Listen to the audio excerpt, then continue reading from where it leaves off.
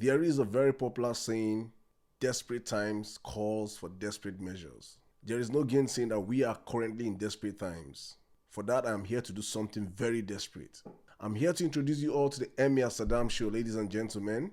The first of its kind, a show centered on the real conversations that we should be having as people, a show centered on humanity, a show that is meant to help change the narrative in Nigeria, Africa, and the world in general. A show for every kind of Nigerian, especially well-meaning Nigerians, well-meaning Africans, and well-meaning humans that want a better world that we can all live in. This is the Emir Sirdam Show. This is my very first time of coming on camera, and as I said earlier on, desperate times call for desperate measures, and we are really in desperate times. A whole lot have been happening over the past couple of years, using my home country, Nigeria, as my starting point. I never envisaged myself coming out to stand before the camera to talk to Nigerians or probably host my own show or have a podcast of my own. But as I said, times are indeed desperate. Every single day I come on social media, I get to see a new podcast being premiered on air. The conversations are all the same, maybe intertwined or mixed in a way just to change little topics or create buzz or look for viral moments, topics that have nothing to do with the Nigerian people. If you stay in the diaspora or if you have people that are in the diaspora, you can ask them. The perception of Nigerians abroad is great. The perception of diasporans or foreigners when they watch our podcast, it's like Nigeria is in El Dorado. But that's far from the reality of our people back home. We're a nation suffering with over 150 million people in abject poverty. We have a country that is dying, a continent that is dying, a world that is dying. But what do we blacks choose to focus on? What do we discuss about? What are our podcasts reflecting? If the white man watches our podcast, what do they see? What can they learn from our podcast? What is it to motivate the audience? What are you selling them? What are you telling them? Every podcast I see is focused on is either entertainment or sex or gender wars. It's one thing or the other. Nothing that has to do with what really and actually matters. And that is why I'm here. You guys have failed to do your bidding, and I'm here to do the job for you guys. And I hope many more Nigerians will be inspired by this and stand up. And I'm so happy seeing the trend going on right now, especially with the Gen Z population. They are waking up. I see what they're doing on TikTok because of how terrible the government has been to Nigerians.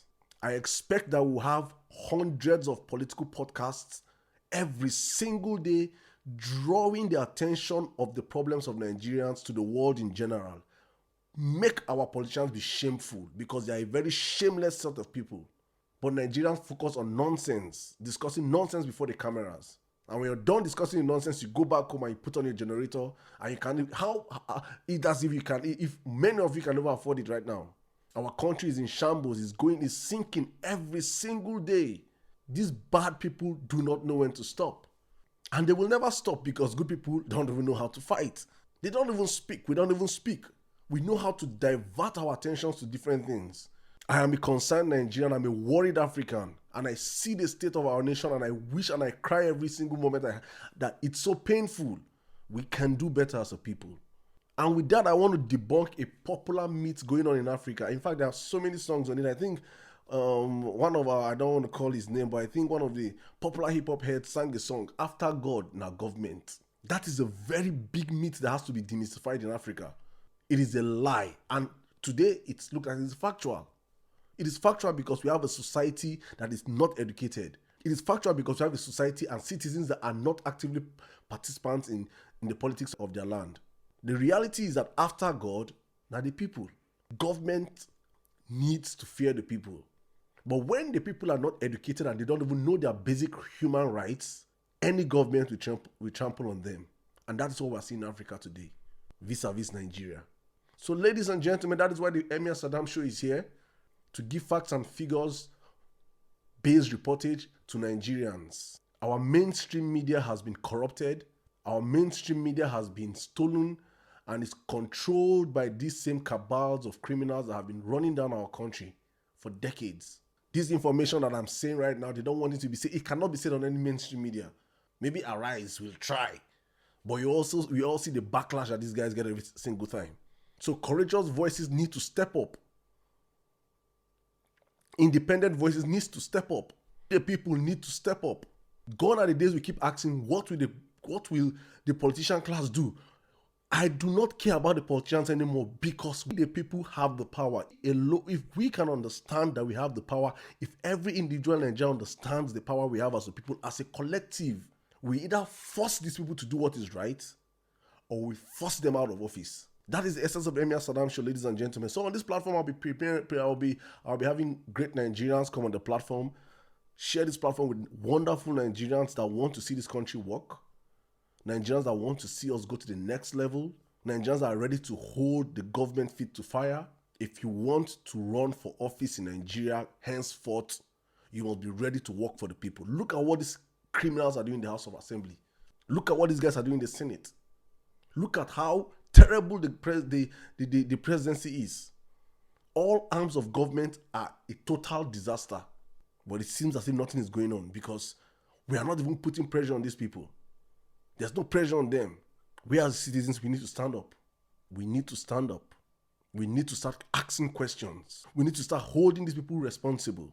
We need to do our part. If we don't do our part, I promise you, I say this, I tell my friends and I say, the most wicked, diabolic thing these politicians have done is that they have trained their kids to come and take over them. And you know the painful thing? Their kids are even going to be worse than their parents, because their kids are more educated than their parents, more sophisticated than them. Their kids know what me and you know. So it is either, as I've always told people on my platforms, it's either Nigeria works for everyone or Nigeria works for nobody.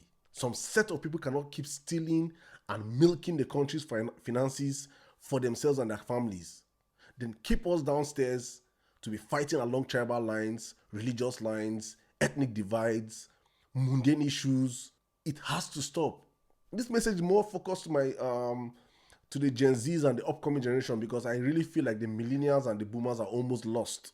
If the millennials and the boomers do not stand up, I really hope the Gen Zs that I am seeing the fire in them can pick up this mantle, start political podcasts like this, and start discussing these issues. Let us not give these guys space. They have stolen our future already. They are now stealing the future of our children. It has to stop. Thank you very much, and I hope to see you guys on the other side of this show. Hopefully we get to have more and more of these conversations. Hopefully we get to have these conversations as frequent as possible.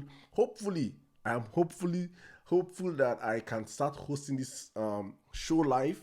We'll have live in-callings, live conversations with Nigerians across Africans across the globe. Because if Nigeria stands, Africa will stand. And if Nigeria refuses to stand, African nations will stand and leave us. But there is something that we have that no other African nation have, and that is the population that we have. We might not necessarily be the most richest nation resource-wise in Africa, but the power of the population that we have is something that no one can take for granted. If this population can rise up to understand their basic rights, I tell you, we will not only be changing a nation, we will be changing a continent. Until I see you guys next time, this is the Emir Sirdam Show. Thank you for listening to my little rant. I hope I did not bore you. If I did, I hope to bore you more, because I told you guys from the very get-go, these are desperate times, and desperate times calls for desperate measures. God bless you all. See you on the next one.